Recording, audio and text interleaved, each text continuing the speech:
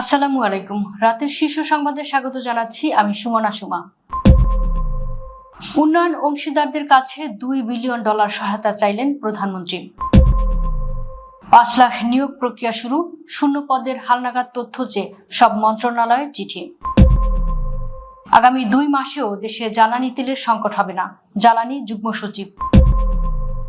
শাপলা চত্বর গণহত্যা মামলায় আসামি হচ্ছেন সাবেক আইজিপি মামুন। 2024 সালের আগস্ট থেকে 481 ভুয়া মুক্তিযোদ্ধার স্বীকৃতি বাতিল, মুক্তিযুদ্ধ মন্ত্রী। নিজেদের সর্বনাশ ডেকে এনেছিলাম, টিপাই মুখ বাদ, স্পিকার। প্রধানমন্ত্রীর বিরুদ্ধে ষড়যন্ত্র চলছে, ধর্মমন্ত্রী। সাক্ষী না আসায় পেছালো সালমান আনিসুলের মামলার সাক্ষ্য গ্রহণ। চট্টগ্রামে জেলা প্রশাসকের কার্যালয়ের সামনে নিষিদ্ধ ছাত্রলীগ যুবলীগের মানববন্ধন। বিক্ষোভে উত্তাল ভারতের মণিপুর, কারফিউ জারি। তেহরানের সম্মতি ছাড়া হরমুজে কোনো করিডোর নয়, হুঁশিয়ারি ইরানের। ট্রাম্পকে সরাতে জেডি ভান্সের নেতৃত্বে কমিশন গঠনের প্রস্তাব। শুনছিলেন শিরোনাম, এবার বিস্তারিত। বাংলাদেশের জরুরি জ্বালানি চাহিদা মেটাতে এবং অর্থনৈতিক স্থিতিশীলতা রক্ষায় উন্নয়ন সহযোগীদের কাছে $2 বিলিয়ন সহায়তা চেয়েছেন প্রধানমন্ত্রী তারেক রহমান। বুধবার অনুষ্ঠিত Asia zero emission community plus online সামিটে বক্তব্য দিতে গিয়ে তিনি একথা বলেন। প্রধানমন্ত্রী বলেন, বর্তমান পরিস্থিতিতে জরুরি পদক্ষেপ, ঐক্যবদ্ধ এবং দৃঢ় সিদ্ধান্ত গ্রহণের দাবি রাখে।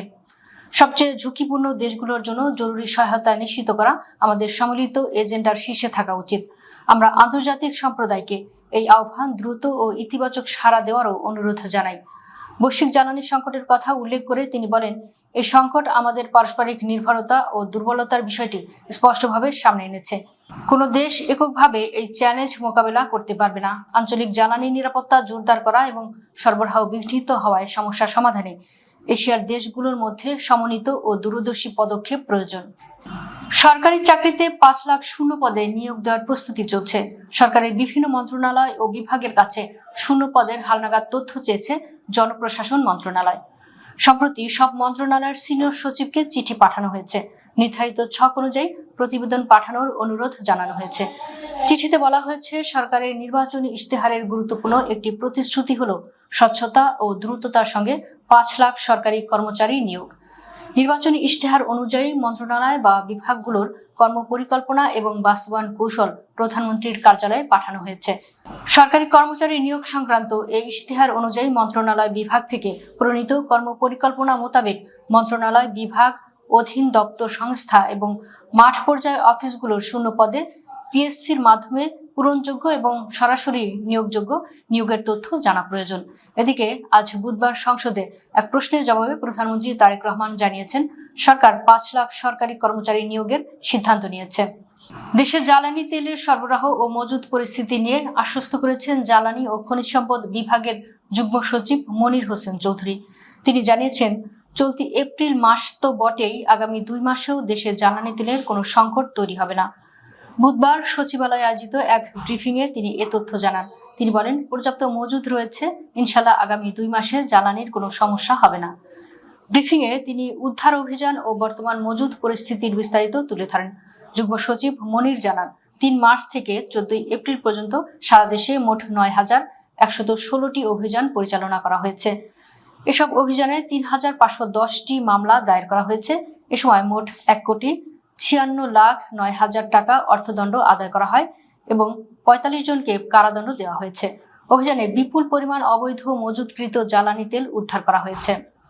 রাজধানীর শাপলা চত্বর হত্যাকাণ্ড সহ র্যাবের দায়িত্ব পালনকালে কথিত ক্রসফায়ার ঘটনায় করা একাধিক মামলায় সাবেক পুলিশ মহাপরিদর্শক আইজিপি চৌধুরী আব্দুল্লাহ আল মামুনকে আসামি করা হয়েছে।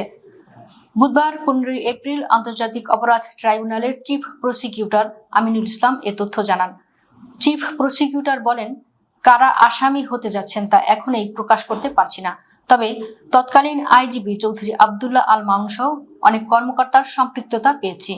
আগামী কয়েকদিনের মধ্যে পূর্ণ প্রতিবেদন পাওয়ার আশা করছি। এ নিয়ে তদন্ত সংস্থা কাজ করছে। নারকীয় এ হত্যাকাণ্ডের সঙ্গে জড়িতদের ছাড় দেওয়া হবে না বলে জানিয়েছে আমিনুল ইসলাম। তিনি বলেন, পুরো পৃথিবীর মানুষের বিবেককে নাড়া দিয়েছিল শাপলা চত্বরে ঘটে যাওয়া নারকীয় এই হত্যাকাণ্ডটি। মানবতা বিরোধী অপরাধের এ মামলায় যাদেরই সম্পৃক্ততা মিলবে আমরা তাদেরই আইনের আওতায় আনব। সিভিলিয়ান কিংবা আইন শৃঙ্খলা রক্ষাকারী বাহিনী, আমরা প্রত্যেককেই বিচারের আওতায় নিয়ে আসব। 2024 সালের আগস্ট থেকে এ পর্যন্ত জাতীয় মুক্তিযোদ্ধা কাউন্সিলে জমা পড়া 842টি অভিযোগ যাচাই বাছাই শেষে লাল মুক্তিবার্তা ও ভারতীয় তালিকা থেকে 481 জনের গেজেট বাতিল করা হয়েছে বলে জানিয়েছেন মুক্তিযুদ্ধ বিষয়ক মন্ত্রী আহমেদ আজম খান। বুধবার জাতীয় সংসদে সরকার দলীয় সংসদ সদস্য এম মাহবুব উদ্দিন খোকনের এক প্রশ্নের জবাবে মন্ত্রী এ তথ্য জানান। স্পিকার হাফিজউদ্দিন আহমেদের সভাপতিত্বে প্রশ্নোত্তর অনুষ্ঠিত হয়। মন্ত্রী বলেন, 2024 সালের আগস্ট থেকে এ পর্যন্ত 842টি অভিযোগ জামুকায় পাঠানো হয়েছে। সেগুলো যাচাই বাছাই শেষে 481 জনের গেজেট, লাল মুক্তিবার্তা ও ভারতীয় তালিকা বাতিল করা হয়েছে। জামুকা প্রতিষ্ঠার পর থেকে এ পর্যন্ত 113টি সভার মাধ্যমে মোট 6,465 জনের গেজেট বাতিলের সুপারিশ করা হয়েছে। স্পিকার হাফিজউদ্দিন আহমেদ বীর বিক্রম টিপাইমুখ বাঁধ নিয়ে জাতীয় সংসদে বিস্ফোরক মন্তব্য করেছেন।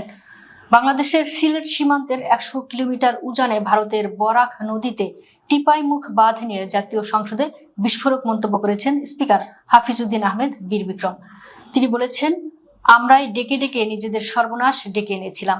এই টিপাইমুখ বাঁধ বাংলাদেশেরই সাবেক পররাষ্ট্রমন্ত্রী আব্দুস সামাদ আজাদের অনুরোধে ভারত চালু করেছিল। বুধবার জাতীয় সংসদে প্রশ্নোত্তর পর্বে সম্পূরক প্রশ্নের পরিপ্রেক্ষিতে স্পিকার এই মন্তব্য করেন। এদিন অধিবেশনে সিলেট 3 আসনের সংসদ সদস্য এম এ মালিকের এক প্রশ্নের জবাবে পরিবেশ, বন ও জলবায়ু পরিবর্তন মন্ত্রী আব্দুল আউয়াল মিন্টুর উত্তরের পর স্পিকার ফ্লোর নিয়ে এই ঐতিহাসিক প্রেক্ষাপট তুলে ধরেন। এর আগে সংসদ সদস্য এম এ মালিক তার প্রশ্নে কালবৈশাখী ও পাহাড়ি ঢলের কারণে সিলেটের মানুষের সীমাহীন দুর্ভোগের কথা তুলে ধরেন। সরকারের বিরুদ্ধে অনেক ষড়যন্ত্র চলছে বলে মন্তব্য করেছেন ধর্মমন্ত্রী কাজী শাহ মুফাজ্জল হোসাইন কায়কোবাদ। তিনি বলেন, প্রধানমন্ত্রী তারেক রহমানের বিরুদ্ধেও ষড়যন্ত্র চলছে। সরকারের ভাবমূর্তি যেন ক্ষুণ্ণ না হয় সেদিকে খেয়াল রাখতে হবে। বুধবার সকালে রাজধানীর আশকোনায় হজ ক্যাম্প সম্মেলন কক্ষে হজ টিমের সদস্যদের প্রশিক্ষণ অনুষ্ঠানে প্রধান অতিথির বক্তব্যে তিনি এসব কথা বলেন। হজ টিমের সদস্যদের উদ্দেশ্যে ধর্মমন্ত্রী বলেন, আপনারা হজ যাত্রীদের খাদেম হিসেবে যাচ্ছেন। হজ যাত্রীদের খিদমতের সুযোগ পাওয়া সৌভাগ্যের বিষয়। তাদের ভালোভাবে সেবার মাধ্যমে আল্লাহর সন্তুষ্টি অর্জন সম্ভব। টিমের সদস্যদের প্রকৃত খাদেম হিসেবে নিযুক্ত হওয়ার অনুরোধ জানান তিনি। ধর্মমন্ত্রী আরো বলেন, হজ যাত্রীদের খিদমত বাদ দিয়ে অন্যান্য কাজ করা যাবে না। হাজিদের সঙ্গে যারা এদিক সেদিক করবে তাদের ক্ষমা নেই। আল্লাহর মেহমানদের খিদমতে কোনো গাফিলতি সহ্য করা হবে না। মানবতা বিরোধী অপরাধের একটি মামলায় সাক্ষী না আসায় ক্ষমতাচ্যুত প্রধানমন্ত্রী শেখ হাসিনার উপদেষ্টা সালমান এফ রহমান ও সাবেক আইনমন্ত্রী আনিসুল হকের বিরুদ্ধে সাক্ষ্য গ্রহণ পিছিয়েছে। পরবর্তী সাক্ষ্য গ্রহণের জন্য আগামী 27 এপ্রিল দিন ধার্য করেছেন ট্রাইব্যুনাল। বুধবার আন্তর্জাতিক অপরাধ ট্রাইব্যুনাল 1-এর সদস্য বিচারক মোহাম্মদ মহিতুল হক এনাম চৌধুরীর একক বেঞ্চ এদিন ধার্য করেন। ট্রাইব্যুনালে প্রসিকিউশনের পক্ষে শুনানি করেন prosecutor Gazi M H Tamim. তিনি এ মামলায় পরবর্তী সাক্ষ্য গ্রহণের জন্য আরও 1 সপ্তাহ সময় চান। তার আবেদনের পরিপ্রেক্ষিতে নতুন দিন ঠিক করেন আদালত। চট্টগ্রাম জেলা প্রশাসকের কার্যালয়ের সামনে নিষিদ্ধ ঘোষিত ছাত্রলীগ ও যুবলীগের নেতাকর্মীদের একটি মানববন্ধনের ভিডিও সামাজিক যোগাযোগ মাধ্যমে ছড়িয়ে পড়েছে। বুধবার ভিডিওটি ফেসবুকে ভাইরাল হয়। ভিডিওটি শেয়ার করেন নগর ছাত্রলীগের সাবেক যুগ্ম সাধারণ সম্পাদক গোলাম সামদানি জনি, যিনি বর্তমানে নিজেকে যুবলীগের নেতা হিসেবে পরিচয় দেন। তিনি গণমাধ্যমকে জানান, বুধবার সকাল 7:30 থেকে 8টার মধ্যে এ মানববন্ধন অনুষ্ঠিত হয়। পুলিশ সূত্রে জানা গেছে, নগরের কোতোয়ালি এলাকার কোর্ট হিলে অবস্থিত জেলা প্রশাসক কার্যালয়ের সামনে এ কর্মসূচি পালন করা হয়। তবে এটি ঠিক কখন সংঘটিত হয়েছে তা এখনো নিশ্চিত করা যায়নি। সামাজিক যোগাযোগ মাধ্যমে ছড়িয়ে পড়া ছবি ও ভিডিওতে দেখা যায়, সরকারি অফিস শুরু হওয়ার আগেই ভোরবেলা নেতাকর্মীরা ব্যানার ও প্লাকার্ড নিয়ে মানববন্ধন করেন। 2 শিশু নিহতের ঘটনায় কুকি জাতিগোষ্ঠী বিরোধী বিক্ষোভে আবারও উত্তাল হয়ে উঠেছে ভারতের উত্তর পূর্বাঞ্চলীয় রাজ্য মণিপুর। আইনশৃঙ্খলা বাহিনীর সাথে সংঘর্ষে আহত হয়েছে অন্তত 18 জন। অনির্দিষ্টকালের কারফিউ জারি করা হয়েছে স্থানীয় বিষ্ণুপুর জেলায়। ব্যাপক সংঘর্ষে উত্তেজনাকর পরিস্থিতিতে মঙ্গলবার স্থানীয় সময় বিকেল 5টা থেকে কারফিউ জারি করে বিষ্ণুপুরের প্রশাসন। অশান্তির সূত্রপাত মূলত গত 7 এপ্রিল বোমা বিস্ফোরণে 2 শিশু নিহতের ঘটনা ঘিরে। এর সাথে কুকি সম্প্রদায়ের জড়িত থাকার অভিযোগ তুলে খুনিদের গ্রেপ্তারের দাবিতে বিক্ষোভ চলছিল। এক পর্যায়ে গুজব ছড়ায় যে কুকি জাতিগোষ্ঠীর একদল সশস্ত্র যুবক বিষ্ণুপুরে ঢুকেছে। এতে বিক্ষোভ কর্মসূচির পরিস্থিতি চরম বিশৃঙ্খলা আকার নেয়। পুলিশের গাড়ি থামিয়ে আগুন দেয় বিক্ষুব্ধরা। পুলিশের বাধায় থিঙ্গুন গেই সহ আশেপাশের এলাকায় সংঘর্ষ ছড়িয়ে পড়ে। টিয়ার গ্যাস ছুড়ে পরিস্থিতি নিয়ন্ত্রণে আনার চেষ্টা চালায় আইনশৃঙ্খলা বাহিনী। হরমুজ প্রণালীতে নিরাপদ সামুদ্রিক করিডোর প্রতিষ্ঠার লক্ষ্যে আন্তর্জাতিক সামুদ্রিক সংস্থা IMO সংযুক্ত আরব আমিরাতের উত্থাপিত প্রস্তাবটিকে কঠোরভাবে প্রত্যাখ্যান করেছে ইরান। তেহরান এই প্রস্তাবকে আইনগতভাবে ভিত্তিহীন এবং রাজনৈতিকভাবে উদ্দেশ্য প্রণোদিত বলে অভিহিত করেছে। মঙ্গলবার IMO লিগ্যাল কমিটির 113তম সভায় ইরানের বন্দর ও সামুদ্রিক সংস্থার উপস্থায়ী প্রতিনিধি পুরিয়া কলিভান্দো এই অবস্থান ব্যক্ত করেন। তিনি হরমুজ প্রণালীর বর্তমান পরিস্থিতি নিয়ে আমিরাতের দাবি ও প্রস্তাবটি প্রত্যাখ্যান করে বলেন, এই নথিতে একপাক্ষিক বর্ণনা দেওয়া হয়েছে যা ভিত্তিহীন দাবি এবং আইনগতভাবে অকার্যকর সিদ্ধান্তে ভরপুর। কলিভান্দ আরও বলেন, IMO একটি গভীরভাবে ত্রুটিপূর্ণ প্রস্তাব গ্রহণ করেছে যা পদ্ধতিগতভাবে অবৈধ। তিনি জোর দিয়ে বলেন, যে কোনো করিডোর তৈরির ক্ষেত্রে এই অঞ্চলের প্রধান উপকূলীয় রাষ্ট্র হিসেবে ইরানের পূর্ণ সম্মতি ও সমন্বয় থাকতে হবে।